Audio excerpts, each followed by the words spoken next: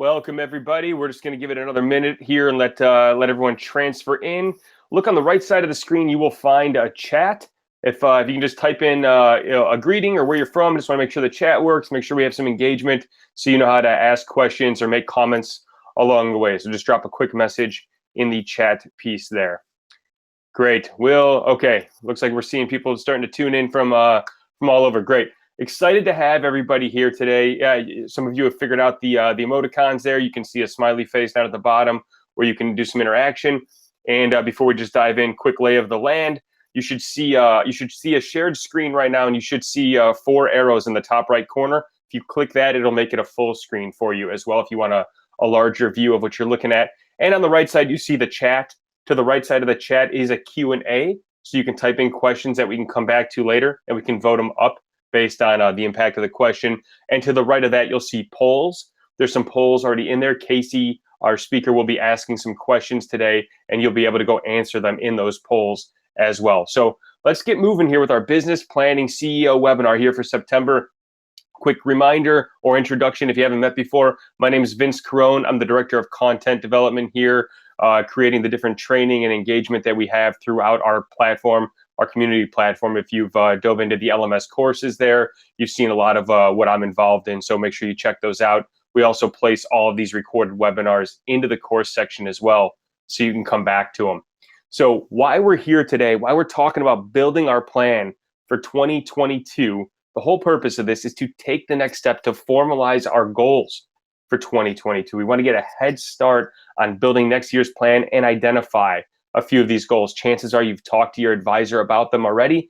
Now it's time to take it a step further and start to put them into action. So our agenda today, I'm moving a little bit faster because we have a lot of content here that's super valuable. Our agenda here, we're going to talk about the planning mindset, move into planning methodology, then talk about collaborative planning. If you have a team and a group of people around you, we're gonna get some takeaways and wrap up, and then we'll move into roundtables and networking in the final half hour here today. So let's get locked and loaded. We have high impact value coming today. So I'd like to bring Casey Clark to the stage with me right now. Casey will be speaking today. I'm going to stop sharing my screen and let Casey share. Quick introduction. Casey, how's it going? Good, Vince. How are you? Doing good, thanks. All right, I'll let you share your screen. Quick introduction. For those most of you know, Casey is the CEO and co-founder here at Cultivate Advisors. And Casey has a lot of value when it comes to business planning. We ran a session like this about a year ago and had a ton of impact and value. So we wanted to make sure we got ahead of it before the fourth quarter to give a lot of leeway time leading in, because we're going to blink and it's going to be January 1st, 2022. So Casey, I can see your slides. I can hear you. I'm going to exit. Let me know if you need me. Perfect. Thanks, Vince. Hi, everybody. Hope you're well. Hope you had a fun summer. I know everybody's got a lot of big plans in store for Q4. A lot of you may be joining today saying, how can I think about 2022 when I've got so much I need to do to finish out the year? And no doubt, keep focusing on wrapping up this year strong. But hopefully this helps jumpstart you into that 2022. And I'm sure some of you are already living in that space. As we all know, as entrepreneurs, it can be better and better the further we start to look out in the organization. And ultimately, that's what we're going to do today. This is one of my favorite topics. I'm going to kick us right in, and we're going to start talking about the mindset. This mindset is really, really important. Ultimately, this mindset, if it's not in the right space, planning is very difficult. This is what I've personally learned is I love to plan. You know, if you've talked to any of our team members in their advisory sessions or some of the other executives, they'll tell you that I am a planner. I think about planning. I love data. I love putting things to work to go, how do we turn this plan into reality? And what I've learned more and more over the years is that mindset actually matters most than the numbers. Mindset matters the most. And so I'm starting with that first as we get into it. And I want to jump into a poll again. Vince shared with you where to go. If you just look on the right side of the screen at the top where it says chats, Q&A, then you should see polls. Go ahead and click that polls tab and you should see that very first poll. And I'm looking for you to only just answer that first poll, which is what type of revenue growth are you wanting to see next year? 0% or less, not really looking for growth. I want to go 25% growth, 50% growth or more, or 100% growth. I really want to see a big, big jump. And I stopped there and just put a plus sign. But just curious where people are at in terms of the amount of growth that you're looking for. And I see a bunch of responses here coming in. Pretty even, actually. Looks like the big winner is about 50% right now. We're closing in on almost 50% of the room is saying that they're looking for a 50% growth year over year next year. That's a big jump. That's a big jump. And what's going to break, right? What's going to shift for those folks that when you grow to that type of level or when you get to that next output, what's going to break in the business, or what are you going to have to do differently because of how it's operating? And that's something we're going to slow down today. And I want to go to another poll question right away, because now I want to know, okay, well, you wanted to grow by 50%. What type of growth are you experiencing this year? What does this year's growth look like? Again, just scroll down to poll number 2. What type of growth are you seeing this year?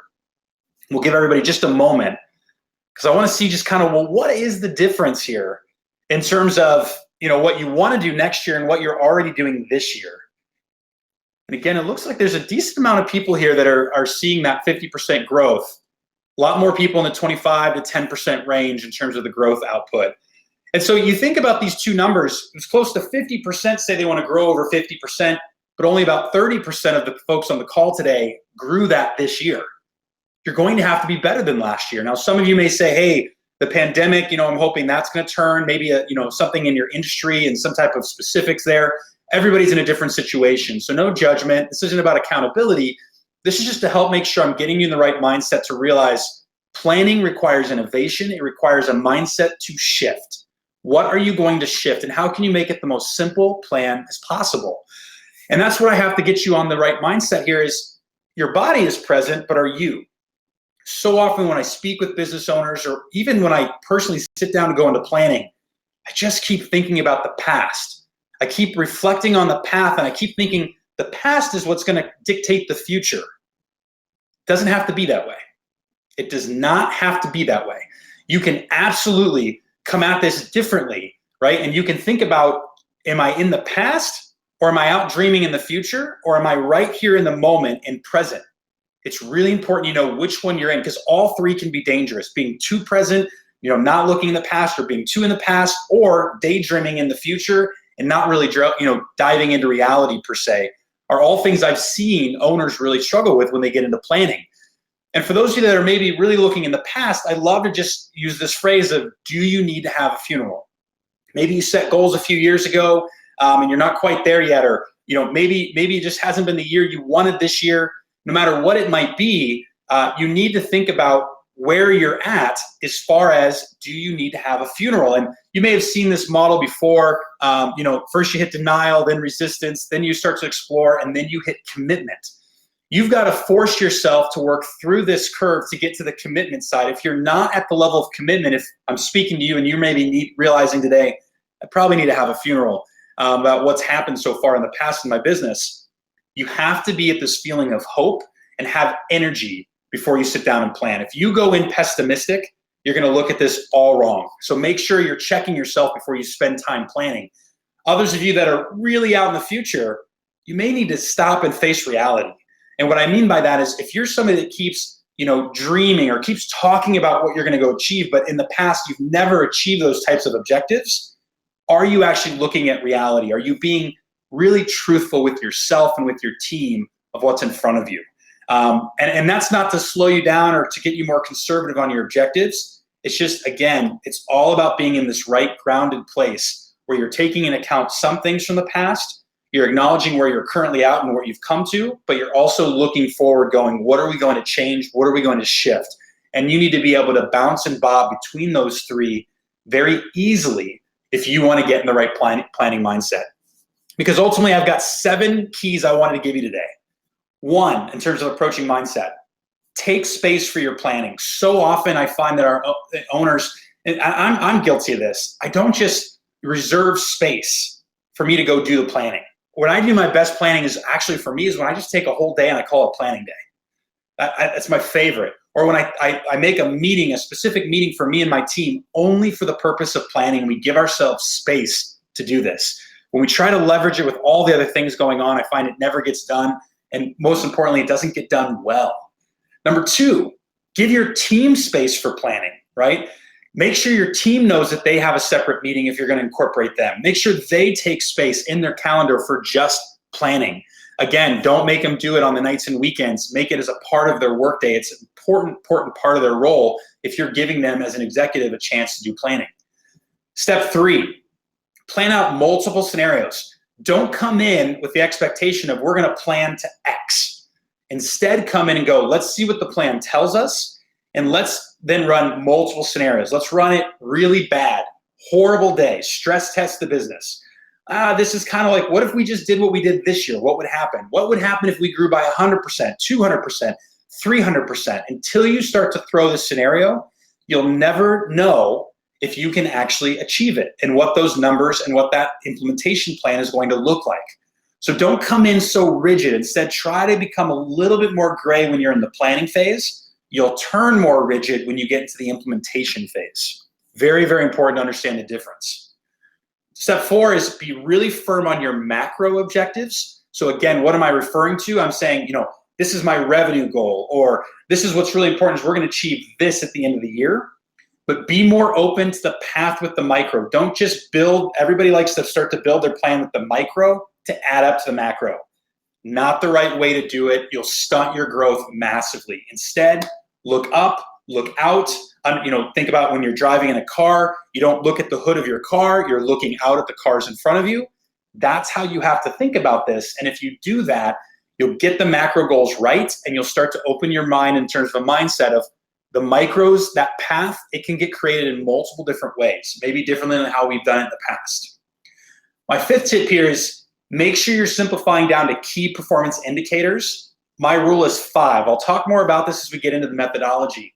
But ultimately, when I think about the mindset, my goal is I want to just be visualizing that my objective is to get to 5 key performance indicators that I can run the business off of and be comfortable communicating all 5 of those indicators throughout the entire organization. If I can do that, this becomes a very simple exercise and it doesn't overwhelm me. Number 6, I've got to have a certain amount of cash in the bank. So that's the only guardrail that you have to remember. Financials, it's the engine of your business. If you don't have a certain low cash threshold amount in mind, I will never go below this much cash, it becomes very hard to have the right mindset. Because otherwise what happens is you're like, oh, it just feels like I'm spending too much or investing too much, or maybe I'm over. No, don't worry about that. Let the cash threshold be your balancing act to know if you're going too far risky one way or the other versus your emotions. Because as it sits with you, you'll either get more comfortable or more uncomfortable as you let the planning phase unravel. And then finally, number 7, it's okay to talk with your advisor. This is why we're here, right? Let us help you think about stretch scenarios. Let us sit down and actually challenge you on those numbers. So even if you don't have the time to do this with your advisor, because maybe you're working on another really important roadmap item, find someone to challenge and stretch you on the plan that you're creating. That will also help you be in the right mindset. Because ultimately, you've all seen this before, right? When you think about that iceberg of success, you've probably seen this picture. It's one of my favorites, right? This is what they're seeing in terms of your success, but this is what they don't see, right? And it's all that hard work, but all this hard work to me is planning. The hardest part about running a business, in my opinion, is actually creating the right plan with the right team, with the right implementation strategy. And so this time right now, as you build up for 2022, successful entrepreneurs are getting in front of this right now, and they know they're walking into 2022 with a very strategic, laid out plan that they can communicate through their organization, right? Because it's just this one question: how do I achieve my growth objectives in the most simple way possible? And again, this ties to the mindset piece. Some of you may be coming in with all these elaborate ideas. I found that growth is not generated by elaborate ideas. Instead, what I found is that it's actually the most simple ideas implemented the best way possible. That's actually what I have seen really, really drive growth in an organization. And I want to tell you a little bit of a strategy that I've had to be able to grow our organization very quickly. And I copied this from others, so I encourage you to R&D, rob and duplicate. And ultimately, that trick is this: do more with more, right? Most are going to try to do more with less. You should do more with more. And let me explain what I mean, and I'll just give you a couple examples, and this might resonate with you in your situation. It's less when you're starting a new segment or product. When you start a new service or a new product, you're actually removing resources. It actually becomes harder to grow. You have to have a large enough infrastructure to support starting this. So if you still have a lot of opportunity, keep driving on those current services until maybe you're fully exited from the day-to-day before you bring on any other new segments or products in order to get growth. Number 2, consistently generate ideas without the end goal in mind. It's great to get in a brainstorm or collaboration meeting. They can also be a massive distraction. We can have that red ball syndrome so quickly hit us, especially as entrepreneurs. We're idea people a lot of times. Slow that down and use this planning time to come up with your ideas, and then stop. Let your team come up with the ideas to hit the goal. Your big picture ideas have to slow down and allow those to then follow the following year. Otherwise, you'll keep shifting everybody in different directions and you'll create whiplash within the organization. Number 3 thing that I see hold back from growth. You're starting all in on something versus testing it. So if you have a great idea or something you want to implement, don't account too much of it for your growth, and instead follow the crawl, walk, run approach. Anything new you're going to implement, crawl quickly for a few weeks, maybe a month or 2, depending on what it is, and then slowly escalate the integration into the business for that idea to be implemented. Number 4, try to be involved with everything can be where I see a lot of owners get struggled. You want to try to be involved with creating all the plans instead of collaborating, which we'll talk about a little later in the webinar. I've also seen a lot of people struggle as entrepreneurs in terms of just wanting to control all the decision making. You've got to pull back. Even if you're the one making the planning, even if you don't love the idea, you're going to have to let your team make some of those decisions if you want to keep their buy-in to the overall plan, which is most important, that macro plan that you're responsible for. Stay away from the Hail Mary solutions, right? When you're like, we want to grow by 100%, we'll just do this. Anytime you're going to say, we'll just do this, it's probably not just this. So just keep that in mind. It's a lot of times there's a lot of small little, triggers or shifts that you make that add up to a big growth objective. Not tracking return on investment of your time. I say this because a lot of times people will think about the resources of money they have to invest when they build their plan. They'll think more about, do they have the staff? They don't think about the time it's going to take to implement. So just be very conscious and make sure that's a lever. And then lastly, make sure you're not talking a lot about it and you're actually going to be able to do it. Make sure that's in your mind as well. So this is what happens when they create less for themselves in the plan.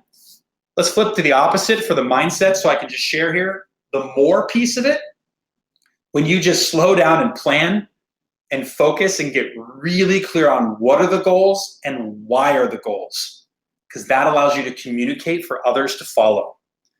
Number 2, try to make decisions from data, not your emotional gut. And it's going to be hard. And my team's laughing because they're like, Casey, you don't always do this.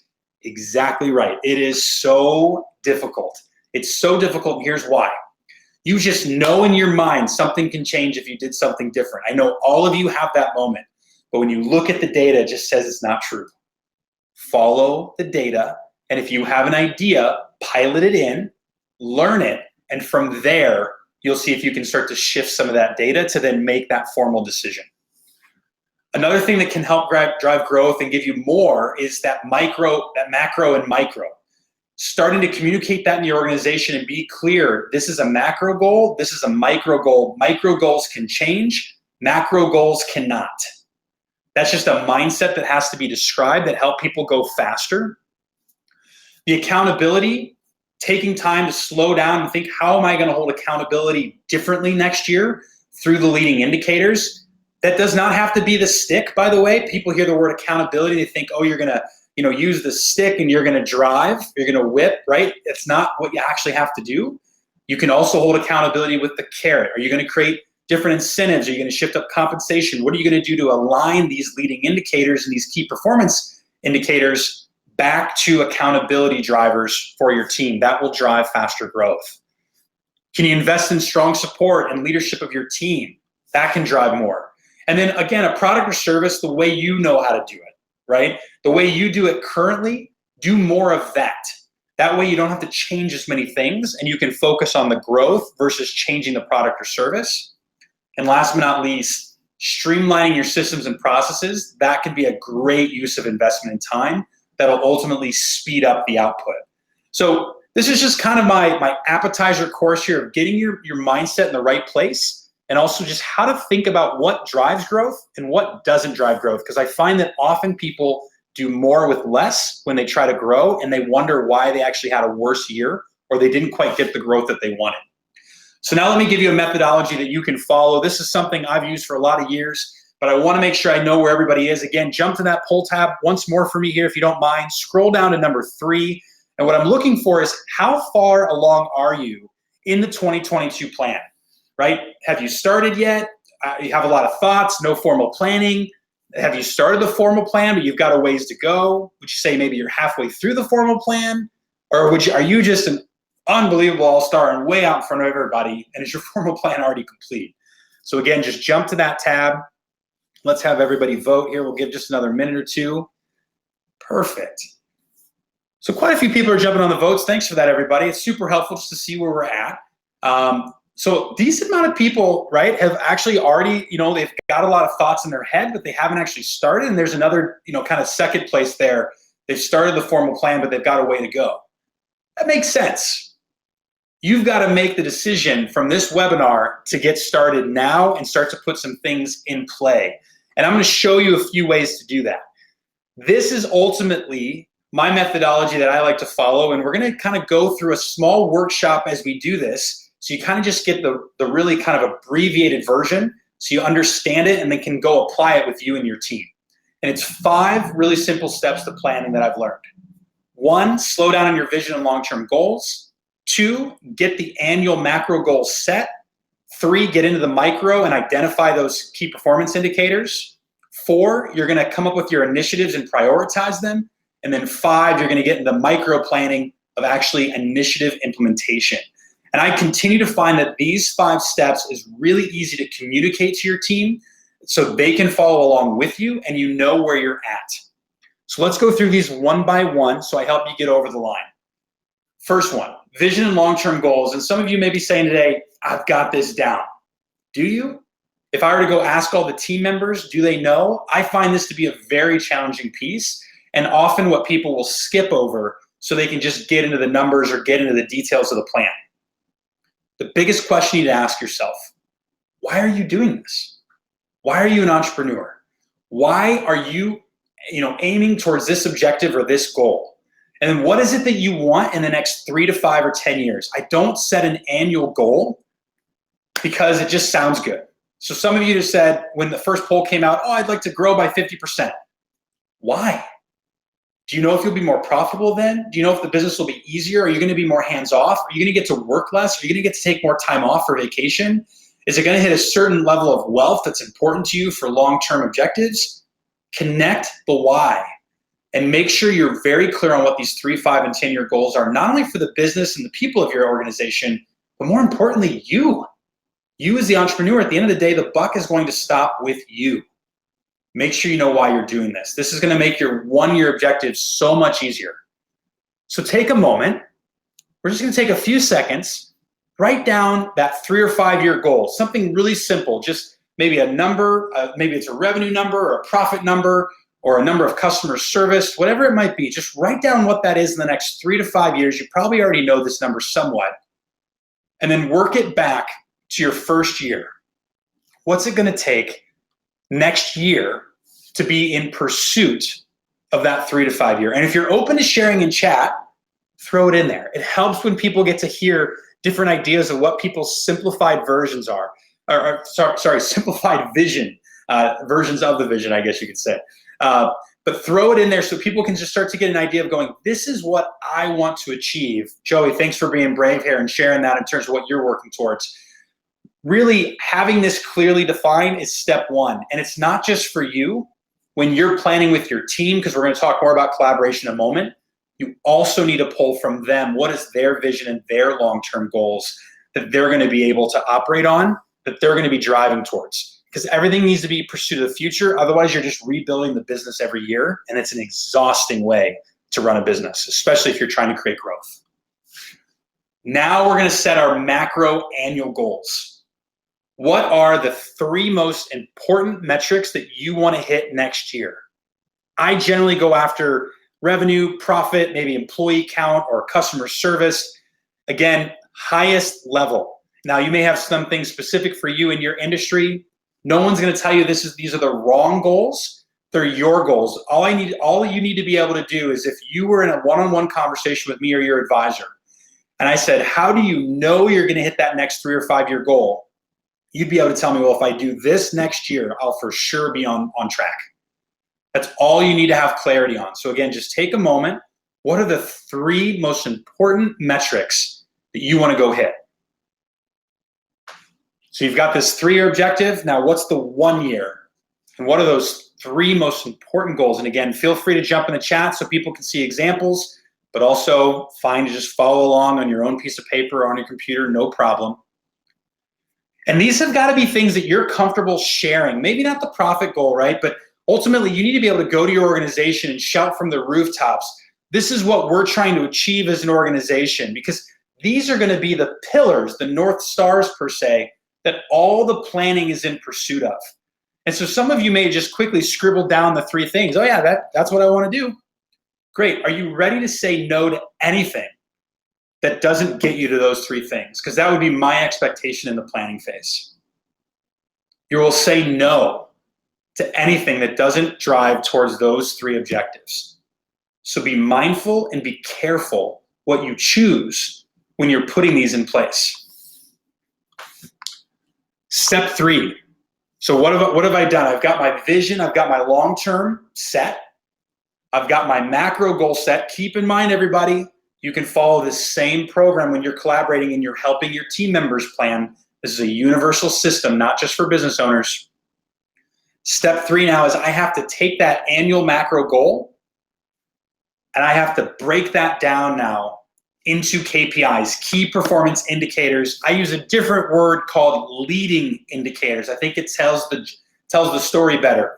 The KPI is a leading indicator.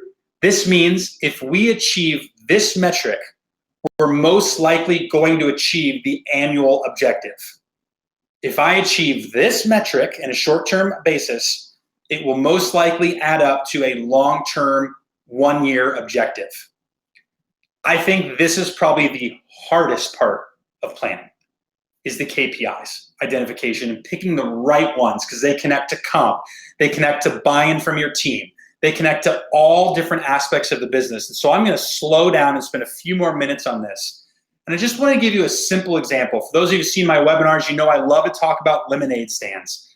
I don't know why. It takes me back to my days as a kid on the side of the street, you know, selling to anybody I could. That's kind of how I got my entrepreneurial journey at 10 years old. And when somebody hands you $1 at 10, you all probably had a paper route or something else maybe at some point in your life where it just kind of turned that entrepreneurial edge on for you. This is what it did for me, so I love going back to this.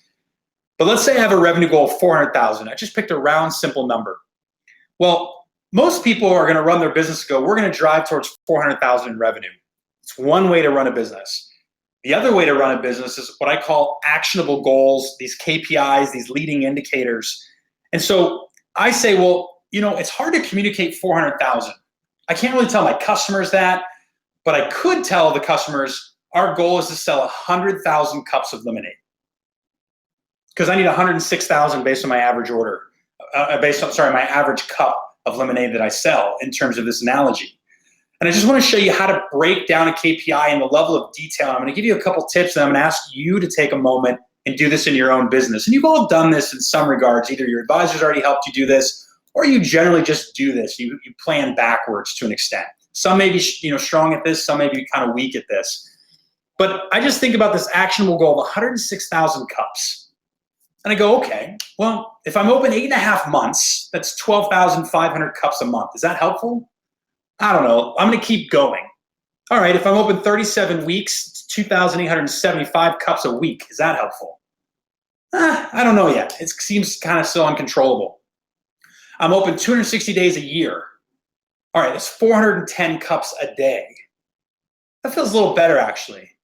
Let me go a little further here. I'm open 10 hours a day, 41. No, there's no way I'm going to track this hourly. Right? And you'll know, when you start to break it down, you'll just all of a sudden go, yeah, not willing to run a business that way. 60 minutes in an hour, I need 1 per 1.46. I just kind of went as far as I could with it. But the key is think about what you need to output on a time basis is a really easy way to create any KPI, essentially in anything. And so I came up with this, one I chose is I think that I should run 410 cups a day. I think I can chant that to my team. I can make specials each day. That's like, the 400th cup of lemonade is X amount. Come up and ask if you're number 400 after your purchase. I can literally drive internally and externally everything I do towards this objective and hold accountability with my team and have my drumbeat running on this KPI as I run and drive the organization. And it ties back to my revenue goal. But could I go even further? That's what you have to keep asking yourself on KPIs.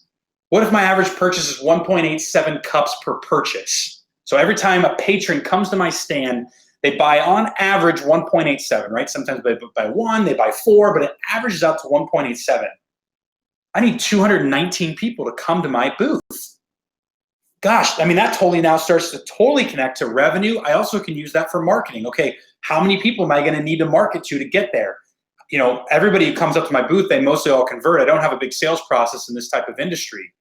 You start to see how this single KPI is so much more powerful ever than a revenue goal. So much easier to share.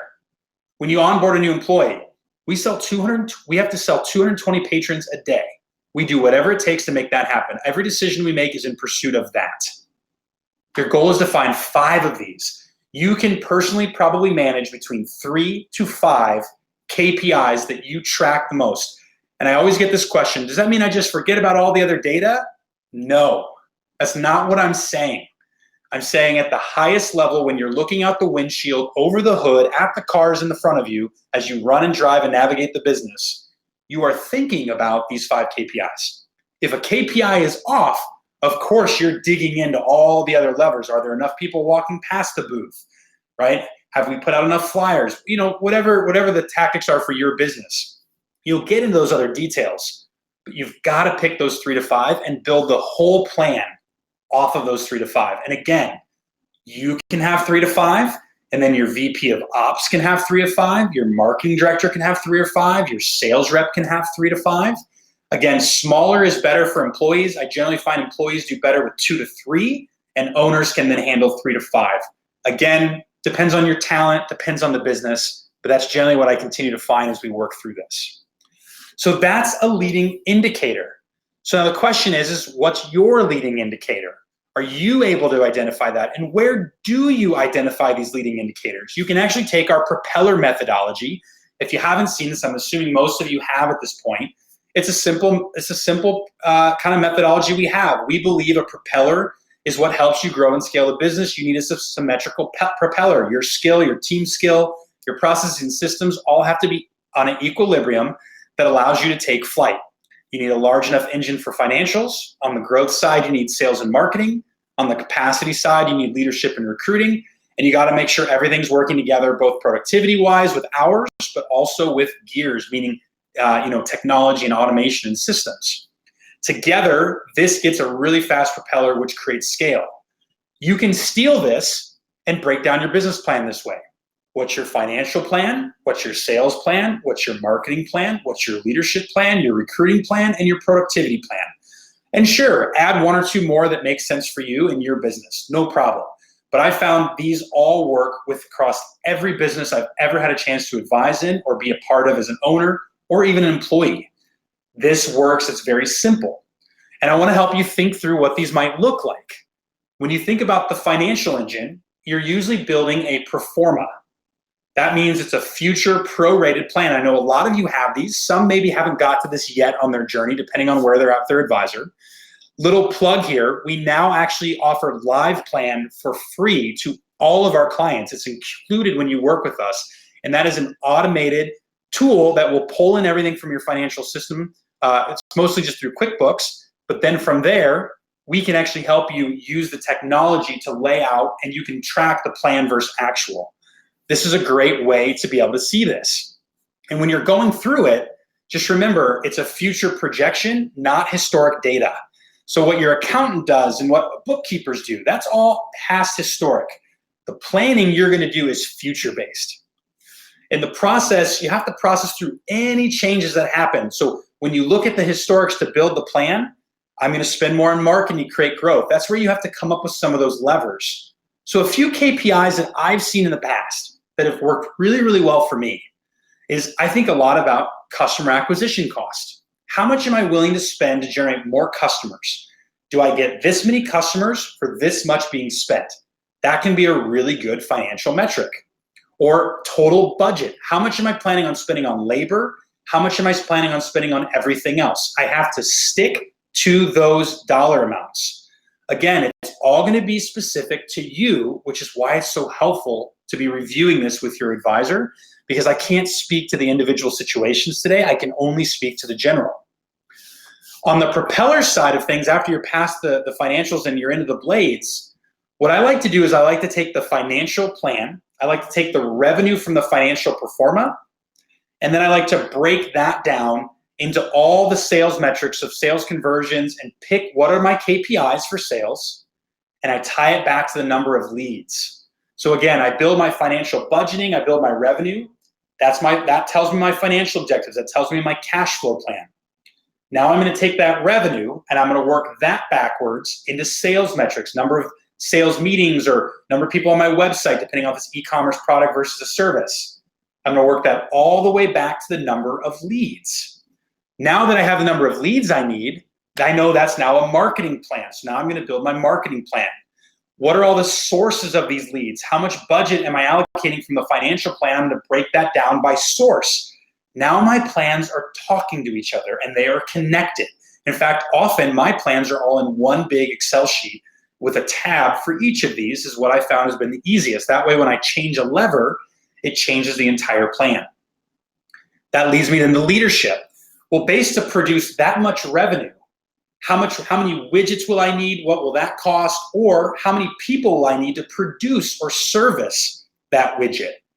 I have to understand how many people I need and what is their development needs for them to be able to keep up with that level. Do I need to change infrastructure? Do I have to reshift my org chart to take on more leadership? And from there, I then connect that back into recruiting. Now I know how many people I need. I'm going to predict some attrition. You can't come in the year assuming no one's going to quit. It's just not going to happen. People are going to quit. You're going to have to let people go. That's actually part of showing a healthy organization. You put that together, and that will now tell you the metrics, and you'll work that back into a recruiting process to say, what are the metrics I need for recruiting? So you always have a bench of people ready to go. And now you have recruiting, leadership, marketing, sales, financials all connected, and you're going to pick one or two metrics on each of those plans that you're going to watch closely, that you think will dictate success. And then the productivity, the last one, this is how I've always done it for years. I list out every role, including my own, in the company. From there, the simple planning exercise is I then determine what's the most one or two KPIs that individual should be focused on. I love to connect them back to my 3 to 5 KPIs, but sometimes it has to be different. For instance, I may say I know I need 500 leads this year for marketing, but this individual might say, well, they have to hit a cost of acquisition of this amount and they can't spend over this budget. It just depends on what they need to be focused on and why to get to the KPI. That's a little bit of a science. I'm also going to help them categorize and prioritize their tasks for each role. And I'm not talking in detail, everybody. I'm talking in categories. They're going to spend X amount of time doing this, maybe 40% of their time doing this, 30% of their time doing this. By estimating that time allocation, you have to have that because it actually allows you to know, is this plan realistic? Do I have a large enough labor budget? And what you're going to find if you do this properly is after you build the plans, you're going to have to go in and keep tweaking each of them as they trigger back and forth together to create this holistic strategy that really communicates all the way through. And now you've assigned people to those KPIs, and now you have a plan ready to implement. But if you go to them and say, hit all these metrics, here's your sales plan, I want you to hit all of them, that doesn't work. You got to pick the one or two because that's what people can focus on. Otherwise, it's too overwhelming and everything will seem on fire. And you don't want that type of culture within the organization. All right, I told you I was going to slow that one down and go pretty deep. Let's come back to the last two, a little more simple. your initiatives prioritized. So think about where you're at. You're clear on your long term. You've got your annual macro goals.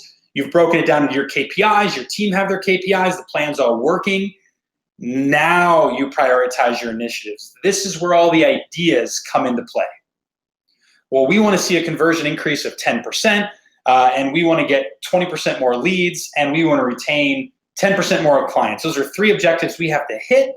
What are the initiatives to make that shift? Don't just assume the plan will shift because of hard work. I wish it was that easy. Everyone would be successful entrepreneurs if that was the case. You have to have hard work, you have to have the strategy initiatives, and you have to have luck. You have to have all 3 working for you. And so those initiatives that you're driving, you have to be very clear to prioritize them. And the best way to do this is just dump out all those initiatives. This is where you bring your team involved. Let them dump all their initiatives. And then pick 3 to 4 that you can really shift. And some of you are like, 3 to 4? Yeah, right. I need like 10 or 12. Fine. You may have a larger organization. If you have an executive team and you have more people to push through, that's fine, because every executive can have their 2 or 3 initiatives that they're driving. And I find that you can see a lot of success that way as well. The key is not just to have them dump the list though, it's then pick the right ones that attach to the goals and make them prioritize them in order. Make them think, which one am I going to focus on in Q1? Which one am I going to focus on in Q2? And again, I'm just giving a measurement of time. You may have different fiscal years, so you choose the timing of how it works, but ultimately it's important to connect time to the initiative. And now it's implementation. This is really hard skill, because what I find is your team members want to build the whole plan out for all the initiatives. No, pick the initiatives, now have them go put together the detailed plan. And I've got a really simple checklist here that I encourage everyone to just screenshot here, right here. It's, okay, what is the strategy of that implementation, of that initiative? What's the process you're going to follow? What are the systems you're going to build to support it? Are there any procedures that everybody in the company needs to be aware of? What does everybody that's involved need to be trained on?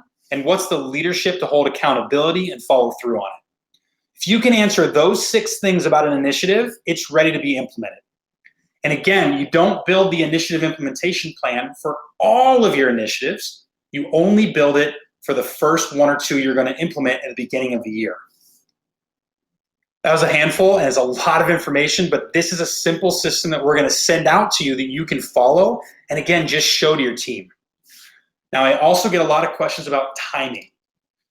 This is what I would do if I were in your shoes. This is what I try to follow. It's not always perfect. My team will absolutely share with you. We don't always hit these deadlines, but we sure as heck try.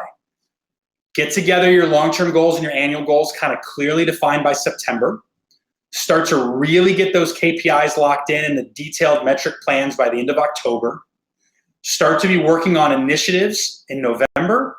And then in December, you're actually building out your Q1 implementation plan of those initiatives. This is the timing I've seen that really, really works to incorporate your team, but also so you're not stressed out. Who around the holidays is already super busy because of their product or service, or they want to spend time with family. They've worked really hard all year, and here you are trying to get compensation all figured out and how all these metrics are going to work and what the plan is. And then you all know what happens. You get into the year, and then in April, you're like, oh yeah, I should build a business plan. I've fallen victim to this before myself a lot of years ago, and I found the moment I shifted this mindset and this approach, it totally shifted how I approached the business and how I was able to achieve growth with a really great strategic plan. All right, I want to give you just the last couple items here on collaborative planning, and then we're going to wrap up. Let's jump back into the polls for me. Just curious where everybody's at that's on the call. Scroll down to number 4. How much collaborative planning do you actually have in your business? Is it just you for now, not a lot of collaboration? Is it you, but you're hoping to shift this upcoming year and you plan to have a lot more? You know, do your team members, are they providing plans to you? Or do you actually have teams providing to their leaders and then they roll them up and bring the roll-ups to you? Depends on the size and scale of the business here, where you're at. There's no wrong answer here, but it just helps me get an idea of how many people we have kind of in the upper echelon on the call today. So a lot of people looking to collaborate and haven't done it before, which is awesome. If you have a team that you can collaborate with, the more people you can bring into the plan, the better. So love to see that big shift. And there's definitely some folks that were also getting people to shift in in terms of the output of getting through leaders. I'm going to give you a really simple way to think about it. You lead yourself, you lead everyone, you lead leaders. That's what creates collaboration. If you lead yourself, go work it with your advisor. Go get other entrepreneurs in the room. You need someone to challenge you. It can't just be you. The plan will not come together properly. If you're leading everyone, I'm probably not going to let them maybe dictate the plan, but I'm going to bring them into planning meetings because they're all reporting into me, and I want them all to have a say in it. If I'm leading leaders, you've got to follow this program I just walked you through. You got to let them do all the steps themselves, and you're just oversight. Ultimately, it's super, super helpful to collaborate because at the end of the day, you're going to create buy-in. You're going to help them have motivation. They're going to understand why the plan is what it is. It's going to be easier to hold accountability because you created the plan together versus bringing the plan to them and say, I need you to implement this. So do your best where you can to give up that control and let your team in. And here's a really simple process to follow. Feel free to screenshot this. This is one of my favorites. Leadership is either you or your teams that are leading. The teams are below in terms of who you're building the plan with. Step one, it's the W, right? A winning plan. Have some fun with it. Context. You're going to provide context first. Don't you dare go to somebody building a plan and go, build me a plan of what you want to do next year. That's how you get into a fight. I don't know why you would ever put yourself in that position. Instead, come in and say, I'm generally thinking this direction. These are some of the high-level macro objectives I've thought of. Go build a plan of what you kind of see in pursuit of that. And if you see a different number or see something else you're excited about, no problem. You provide context. They then come back and they give you the first cut plan, and you have a meeting for that. Now you're going to take all those plans, you're going to integrate them together, and you're going to go back and say, based on the integration, this is what I can accept. Can we agree on this plan? And then they're going to come back, make some shifts of how they can make that happen, and that's called their buy-in plan. That's where they bring you their final plan and say, yeah, this is my plan. I want to be held accountable to it. It's a really simple model that you can follow. You need meetings for each of these. And so when you think about this is the timing of when those meetings are happening. Have a meeting for vision and long-term goals with your leader. Have a meeting to then set annual macro goals. Have a meeting to work through the KPIs, then the initiatives. And this is a way that it's not overwhelming and everybody stops what they do for planning. You can go ahead and get these in the calendars with those you're going to plan with, and that'll help kickstart your collaboration. So again, in summary, review the planning process with all your collaborators. Make sure they're aware of why you're going in a certain order. 2, lock in the dates of when the planning process needs to be done by for you, what you're expecting. Discuss the format and deliverables of what you want to see done at each stage so everybody's on the same page. And then lastly, schedule that one-on-one time with anybody that you're planning with to go through that winning formula that'll get you over the line. And with that, we've talked about mindset, we've talked about how to collaborate, and we've given you the methodology. You're right, Vince, that was a lot. Well, thanks, Casey. I appreciate it. I'm just going to share my screen here. Very informative, and I really appreciate you taking the time to be here with us and do that. I just want to get everybody to drop some takeaways in the chat. Casey talked about 3 macro pieces here: mindset, planning methodology, and collaborative planning. I'm just looking to see what's sticking with you that you don't want to forget that Casey talked about in regards to business planning. And then Casey, I will we'll take some Q&A here in a minute if we have a couple minutes left. So just hang tight with me. Okay, that's good. So John said, yeah, just do it, right? Yeah, just do it. How Casey slowed down the mindset piece. Yeah, what else do we have? Share with the team and create a formal plan, right? And have some context. Don't just say, hey, you go do it. Have something you bring to the table. Yeah, getting the KPIs in line. 5 KPIs max. When we end this and everyone goes out to the networking or roundtables, you can start to talk about your KPIs and expand on that and going, do I have these clearly identified? More of more, less of certain things, creating leaders around me. We have some great takeaways here. TJ, I like that. Use the force, let the cash threshold be your guide.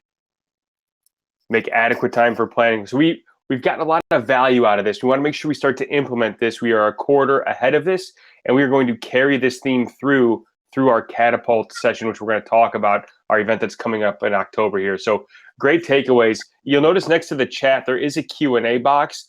Go ahead and drop some questions in there, and we'll save a few minutes for Casey to answer them. So be selfish and get what you need out of this. Casey, I'm going to do couple of housekeeping items, then we'll answer any Q&A that pop in the box here. So, Awesome. so everybody, just a quick note, add this item to your roadmap, continue or begin these conversations with your advisor. Don't just have a bunch of takeaways that just sit on your desk. Put these into action. Tell your advisors about them. They are on the webinar today. They are listening to this. They are eager and ready to talk to you about this. You can always watch this again. I know some people came in, when time allowed today and asked if you want to go back and take some notes on some items that you saw that you liked. We will have the replay up. It's usually up within about a day or two. And if you go to our community, if you're a client of ours, you go to our community, click on courses, you will be able to find it in the CEO webinar section. So we will make sure that that goes up in there. October 21st is our fall catapult. If you haven't registered for this yet and you're a client, make sure you get registered early. We have some information coming about who's speaking and some great ways to take advantage of this event. We have almost 300 people registered already. Quick note, we plan on having over 500 people register and attend this event. So it's going to be great networking, great business planning, and we have some amazing speakers that we're going to start to drip out in email content here shortly. If you are a guest on today's webinar and you want to talk about attending Fall Catapult, make sure you reach out to who you are in touch with today, and we can talk to you about that as well. Yeah, we have Casey just posted the link in the chat as well. Acumax Pro. If you're leading a team of people and you're recruiting individuals and you want to talk more through business planning and attach some of these principles that Casey talked about today, go use your free assessments. You have 10 free assessments just for being a client with us. Take advantage of those. Go in there, send those out to your team, learn about the insights of your team and how you can expand both leadership and recruiting wise. And then also on our end as well, we are recruiting. So you can help us find an advisor. If you know somebody that would be a great business advisor, feel free to send them our way.